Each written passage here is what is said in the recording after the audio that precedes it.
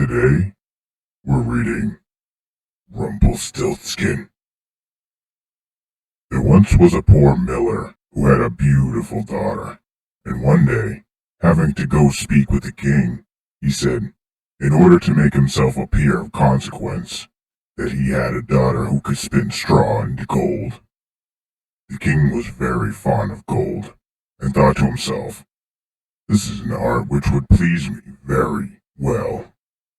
And so he said to the miller, if your daughter is so very clever, bring her to the castle in the morning, and I will put her to the proof.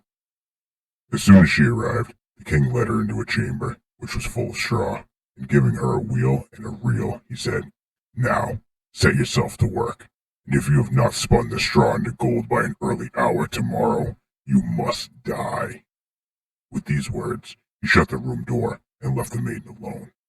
There she sat for a long time thinking how to save her life, for she understood nothing of the art whereby straw might be spun into gold, and her grief became stronger and stronger, till at last she began to weep. All at once the door opened, and in stepped the little man, who said, good evening, fair maiden. Why do you weep so sore? Ah, she replied, I must spin this straw into gold, and I am sure I don't know how. The little man asked, what will you give me if I spin it for you? My necklace, said the maiden. The dwarf took it, placed himself in front of the wheel, and whir 3 times round, and the bobbin was full. Then he set up another, and whir, thrice round again, and a second bobbin was full. And so he went all night long, until the straw was spun, and the bobbins were full of gold. At sunrise the king came, very much astonished to see the gold, the sight of which gladdened him, but did not make his heart less covetous. He caused the maiden to be led into another room, and then he bade her spin it into gold during the night if she valued her life. The maiden was again quite at a loss what to do, but while she cried the door opened suddenly, as before, and the dwarf appeared and asked her what she would give him in return for his assistance. The ring off my finger, she replied. The little man took the ring and began to spin out once more, and by the morning all the straw was changed into glistening gold. The king was rejoiced above measure at the sight of this, but still he was not satisfied. But leading the maiden into another still larger room full of straw as the others, he said, this you must spin during the night, but if you accomplish it, you shall be my bride.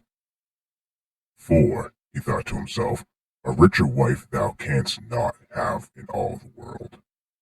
When the maiden was left alone, the dwarf again appeared, and he asked for a third time, what will you give me if I do this for you? I have nothing left that I can give you, sighed the maiden. Then promise me your firstborn child if you become queen, he said. The miller's daughter thought, who can tell if that will ever happen?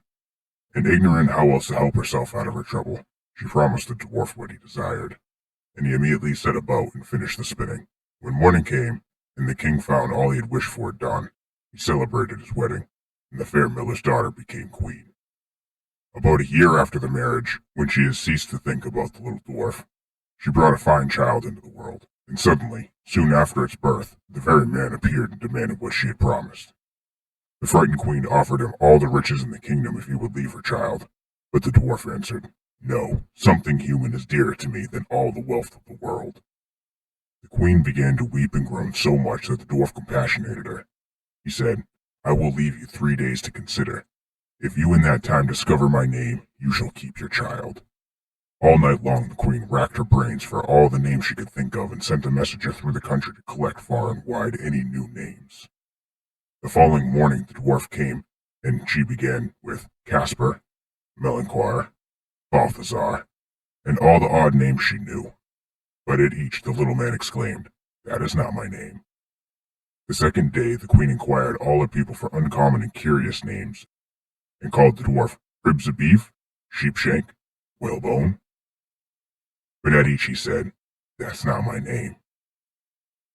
The third day the messenger came back and said, I have not found a single new name, but as I came to a high mountain near the edge of the forest, where foxes and hares say goodnight to each other, I saw there a little house, and before the door was a fire burning. And round this fire a very curious little man was dancing on one leg and shouting, today I stew and then I'll bake, tomorrow I shall the queen's child take. Ah, how famous it is that nobody knows that my name is Rumpelstiltskin.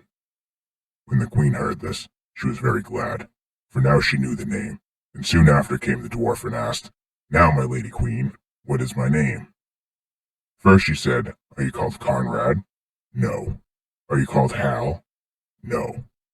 "Are you called Rumpelstiltskin?"